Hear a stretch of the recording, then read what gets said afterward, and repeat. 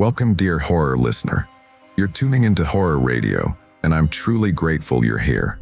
Whether you're a long-time listener or just stumbled upon this channel, thank you for joining me for another scary tale. If you enjoy these stories, don't forget to like the video and subscribe. It really helps the channel grow and means more than you know. I'd also love to hear from you in the comments. Tell me where you're watching from, what brought you here, or even what kind of story you'd like to hear next. Your support keeps this channel going, and I appreciate each and every one of you. Now, let's get into today's horror story. My uncle told me a story once that he swore he didn't share with many people, not because it was unbelievable, but because it haunted him in ways he could never quite shake. It happened in the late 1970s, when he was a student at the University of Minnesota, and the world seemed both bigger and less cautious than it is now. My name's Jacob, and I grew up hearing bits and pieces of that story from my uncle over the years. But it wasn't until I was older that he sat down and told me everything. He'd been in his early 20s then, studying late into the night, scraping together money by working odd jobs around campus.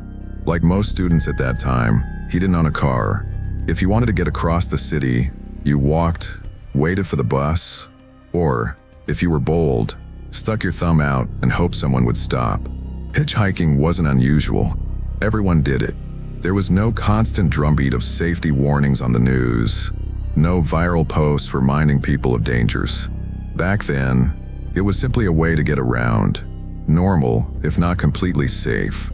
That morning, he had just finished a lab session and was tired. It was a cold March day, gray skies and slush along the curbs. The kind of day where the wind cuts straight through your jacket, finding every gap and chilling your bones. His boots were soaked from trudging across salted sidewalks, and the thought of standing in the cold for a bus that might be late was unbearable. Instead of waiting, he decided to try his luck hitching back to his apartment. He figured it would be quick, maybe even faster than the bus. A dark-colored Chevrolet pulled up beside him after only a few minutes. The sound of tires crunching against the icy road made him look up. The driver leaned across the seat, rolled down the passenger side window with the creak of a manual crank, and asked where he was headed. My uncle told him, his breath visible in the air, and the man smiled easily, saying it was on his way. He looked ordinary. Brown hair, a round face, a pressed shirt under a jacket. His voice was calm, conversational, nothing threatening. No wild eyes, no strange twitch. My uncle slid into the car, setting his bag at his feet, grateful to get out of the wind. At first, it was unremarkable. They talked casually about the weather, the mess of traffic around the university, the stubbornness of Minneapolis winters. The man even cracked a few jokes that seemed harmless enough, the kind of throwaway humor people use to fill silence. My uncle felt lucky he'd caught a ride so quickly, lucky to warm up for a few minutes before getting home. He relaxed into the seat, telling himself it was just another anonymous interaction in a city full of them. But after a few minutes, he noticed something was off. The streets they were passing weren't familiar, and the way the man was driving didn't line up with the usual route north. Instead of taking the main way back toward his apartment, the driver merged south toward the river. My uncle's brain caught it first with logic before fear set in. He knew the streets, he knew the landmarks, and they were headed the wrong way. He pointed it out, trying to keep his voice steady, casual, as if it were an honest mistake. "Hey, I think you're going the wrong way. My place is north." The man kept his eyes on the road. For a moment, there was no reaction, no flicker of acknowledgement. Then, slowly, he turned and smiled in a way that made my uncle's stomach clench. It wasn't a friendly smile anymore. It was tight, deliberate, something that belonged more to performance than emotion. He placed his hand on my uncle's knee, firm, deliberate, and said quietly, "No, son, you're coming with me." Those words hit him like ice water. My uncle said everything in him froze at once. His throat tightened, his chest felt heavy, and his mind raced. It was as if every muscle shut down in shock. He wanted to shove the hand away, to scream, to pull out the door, but his body wouldn't move. The man's smile lingered, and there was no humor in it anymore. Just something dark and final, as though the decision had already been made.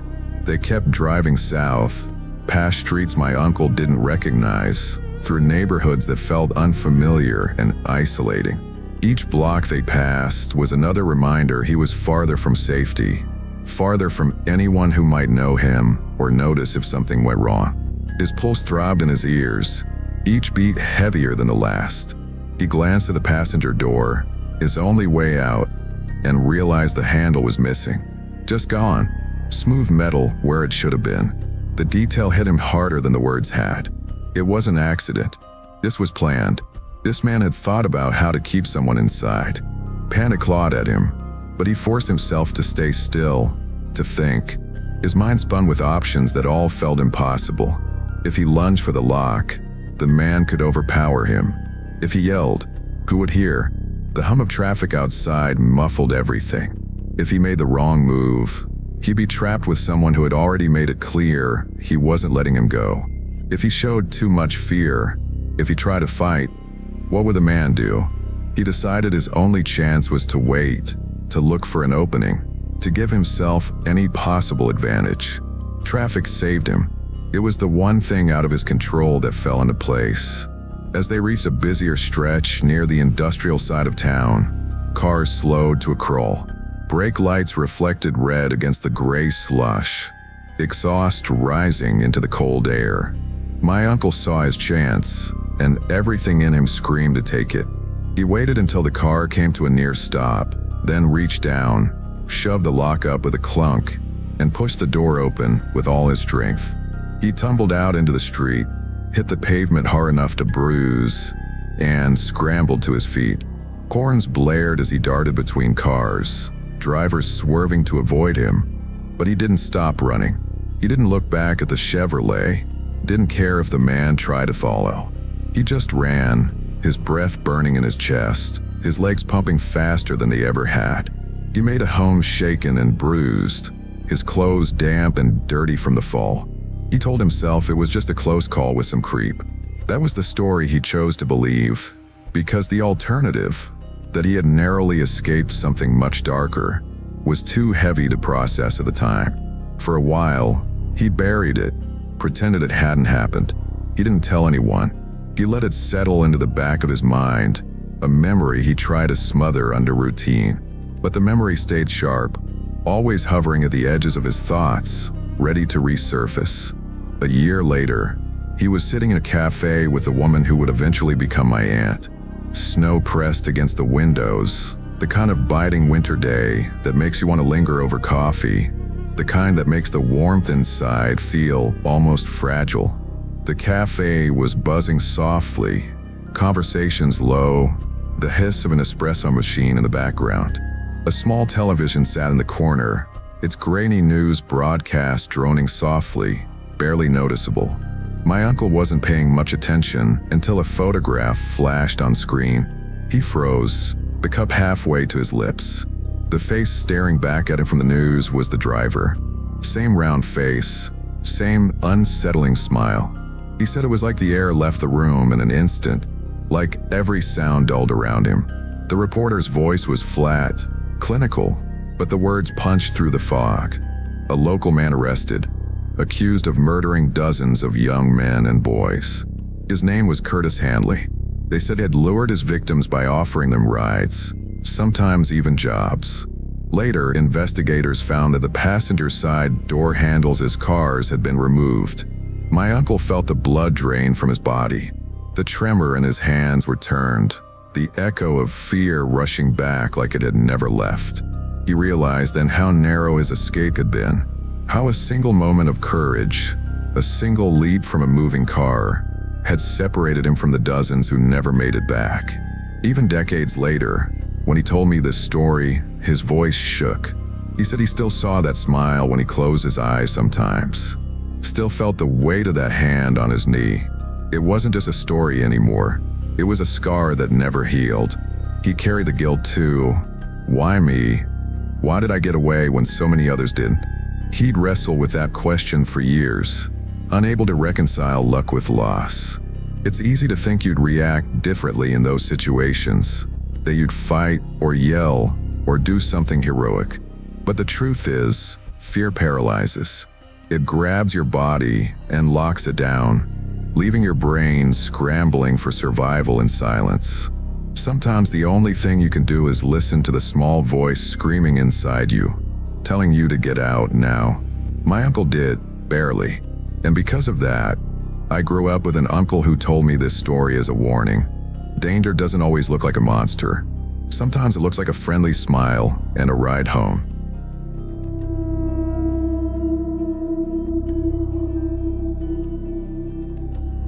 There are days in my life I can still feel in my bones. Days where the air itself seemed charged, heavy with something I couldn't name at the time, but later understood as danger. February of 2013 was one of those days. I was 22, still reeling from losing my grandmother the year before. Her death was one of those blows you don't really recover from, the kind that keeps echoing months after, showing up in your dreams and in the quiet corners of your day. I went to visit her grave on her birthday, thinking it would bring me peace. Instead, it brought me face to face with someone I believe was a killer. My name's Aaron, and I grew up in a small town in central Ohio. Our cemetery sat on the edge of farmland, bordered by a thin line of woods that stretched out toward the river. It wasn't a big place, just rows of headstones, an old stone chapel that was rarely used, and gravel paths that crunched under your boots. It had a kind of stillness you only get in rural cemeteries, the kind where you can hear the wind shift through bare branches and every sound echoes longer than it should. I'd gone there alone that afternoon, parked my truck on the south side where the ground dipped, and walked the short stretch to her grave.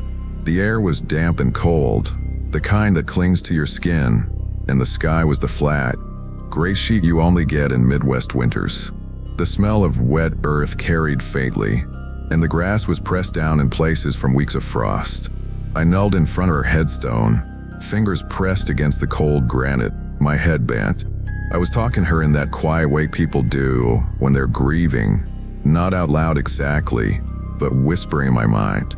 The words tumbled out half-formed, like I just needed to let them exist in the space. After a while the tears came, burning against the cold air, and I stayed there like that, my forehead nearly touching the stone.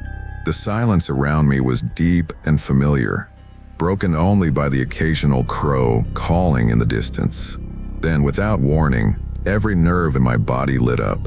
I don't know what else to call it, but instinct, like an alarm going off inside me, primal and urgent. I lifted my head, and that's when I saw him. A man was running full sprint out of the woods that bordered the cemetery. Not walking, not jogging, but sprinting straight toward me. His movement cut across the quiet like a blade. My body reacted before my brain could catch up. I forced myself to stand, my knees unsteady, and made for my truck as fast as I could without breaking into an outright panic. I didn't want him since I knew what was happening. I thought that maybe if I looked too frantic, it would give him more reason to chase harder. But my heart was slamming so hard it felt like it might burst. My breath came sharp in the cold air, visible puffs marking each second I thought might be my last. The distance between me and the truck wasn't far, maybe 30 feet, but in that moment it stretched like a mile, every step heavier than it should have been. By the time I yanked the door open and pulled myself inside, he was about 50 feet away. That gap had closed so quickly, I barely had time to register it. I slammed the lock down just as he slowed, his momentum stopping short in a way that told me he hadn't expected me to react so quickly. He threw his arms up in a gesture of frustration. It was almost comical, the way he did it, like a fan watching his team blow the final play of the game, exasperated, defeated in that instant. But there was nothing funny about it. His face was twisted, and even from that distance I could see the anger flashing in his eyes, sharp and unrestrained. I jammed the key into the ignition, my hands shaking so badly I nearly missed. The engine roared to life, loud in the still cemetery air. Gravel sprayed under the tires as I turned toward the exit, my chest tight, every muscle wired with adrenaline. And here's the part that stayed with me most. I had to drive right past and believe. There was no other exit, no back road, just that one path leading out. He didn't step out of the way, just stood there on the edge of the path, close enough I could see the lines in his face. And as I passed, we locked eyes. Neither of us looked away. I remember every detail of his face, his jaw tight, his lips curled in something between a sneer and a smile, his eyes locked on mine.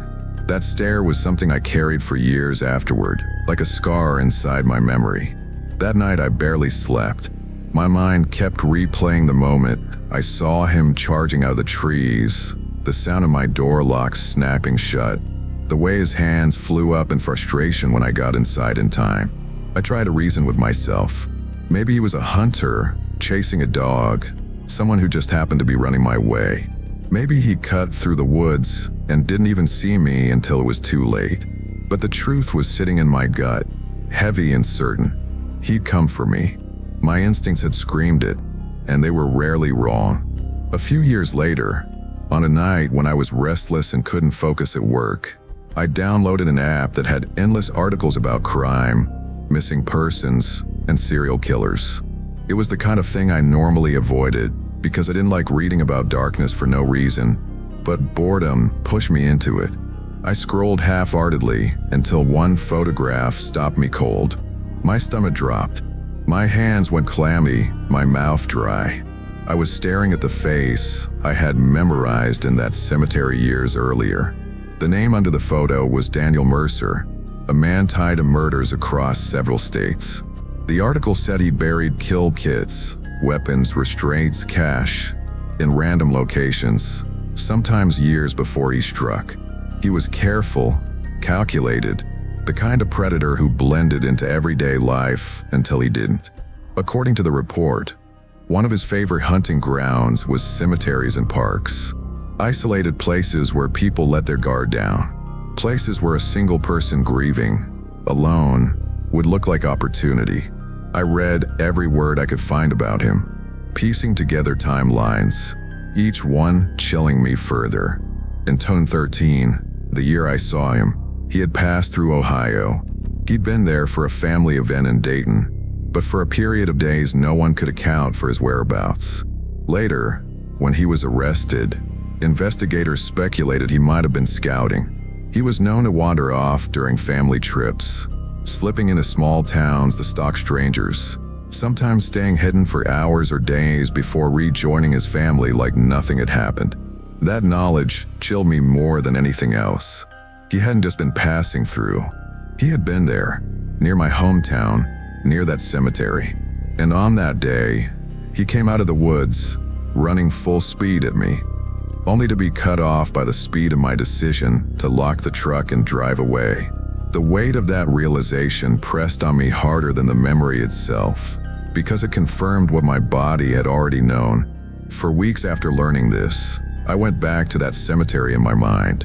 I imagined him watching from the trees, waiting for the right moment.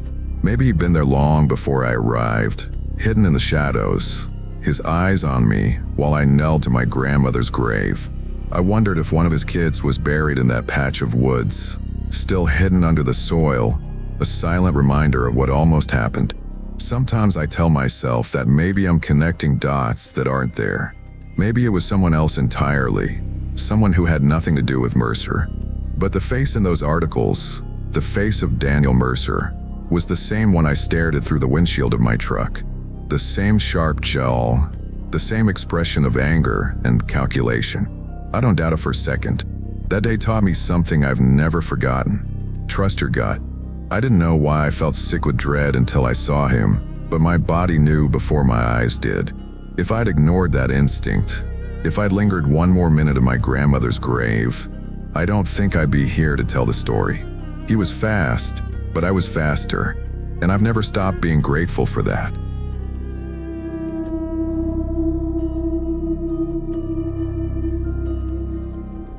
It's strange to think about how far back violence really goes. Most people grow up hearing about serial killers as if they're a product of the modern world, something born out of big cities, highways, and the anonymity of the 20th century.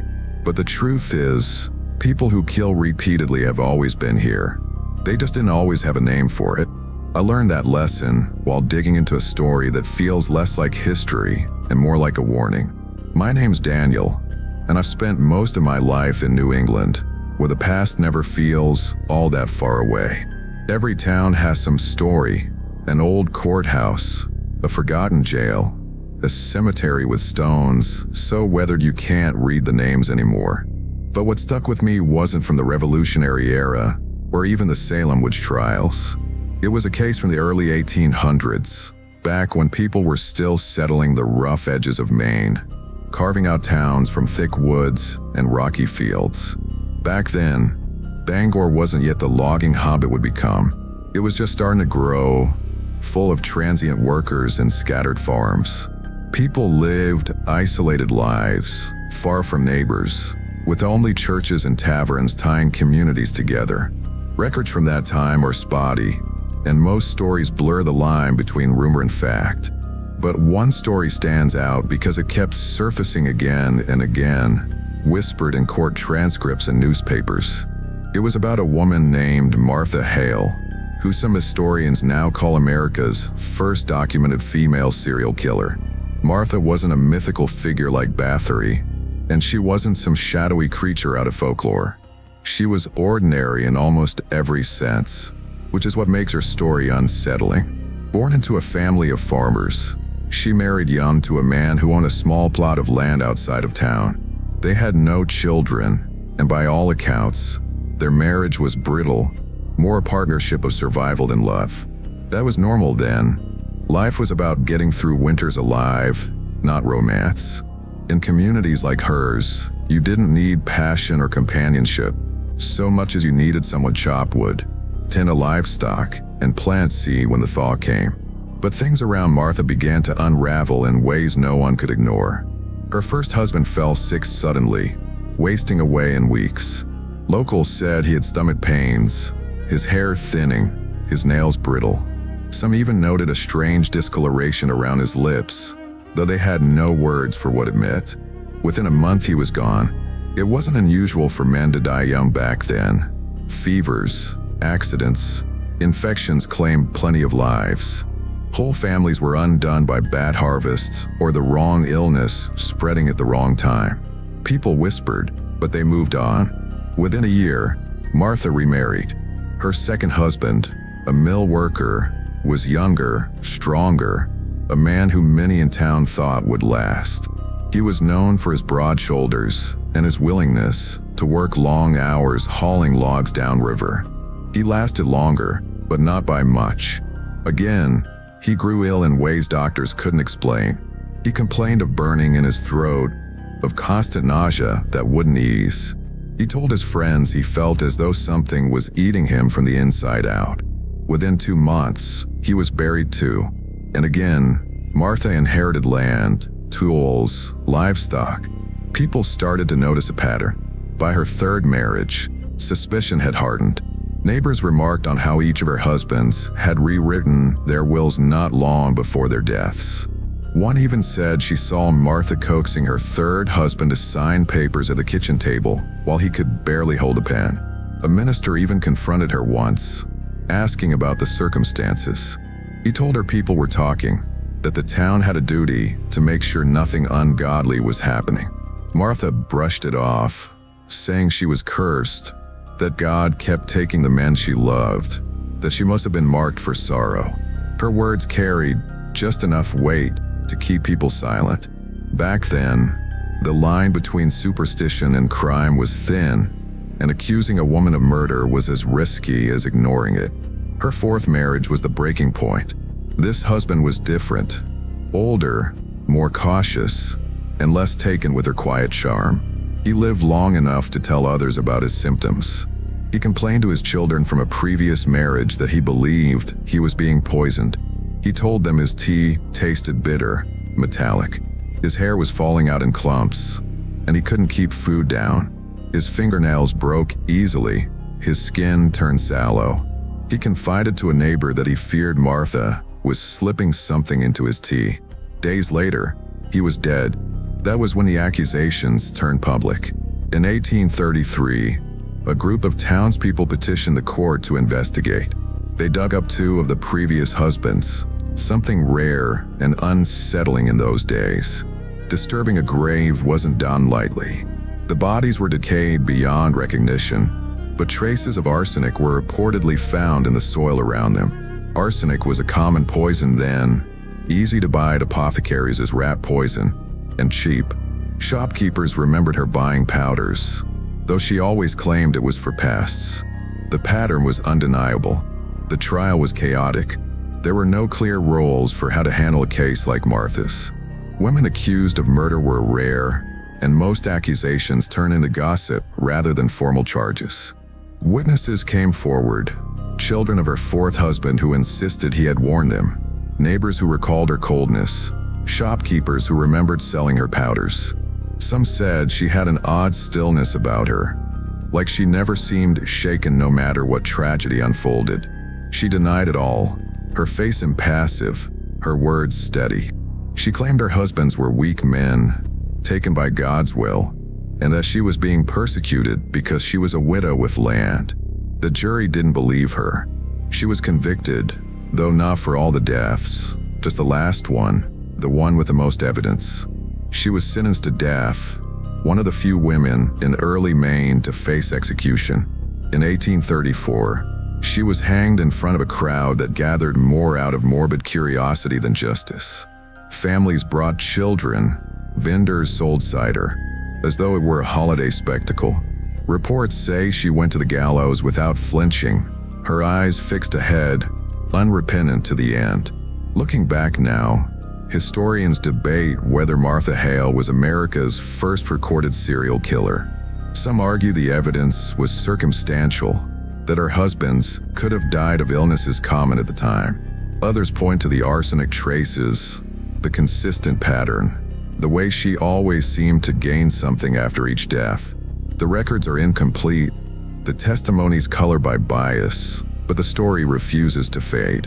For me, what makes her story stick isn't just whether she was guilty. It's how much it mirrors what we now recognize as serial killing.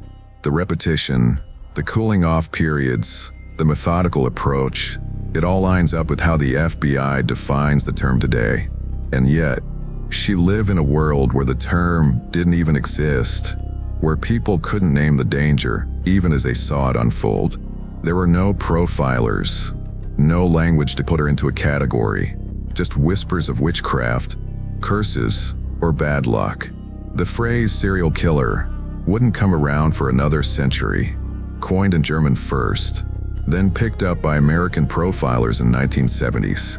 But Martha Hale's crimes, if you believe them, show that the behavior was there all along, just waiting to be named. She wasn't the start, just the first whose pattern was written down clearly enough to leave no doubt about what she was. Sometimes I wonder what it felt like for the people who lived alongside her. To see husbands die one after another, to hear the whispers but not act, to sit across from her at church potlucks knowing something wasn't right. Did they feel the same gut-deep dread we feel when we recognize a predator today? Or did they bury it, the way small towns often do, until it was too late? How many neighbors sat silently at their tables, sipping their own tea and wondering if they would be next to taste something bitter in the cup? The story of Martha Hale doesn't get told often. She's a footnote compared to the big names that came later.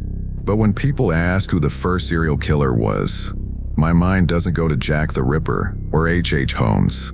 It goes to that small cemetery in Maine where her husbands are buried, and to the woman who outlived them all. Because the truth is, the behavior has always been there. Long before the term, long before the headlines, there were people like Martha Hale. And what unsettles me most is knowing she probably wasn't the first, just the first we bothered to write down.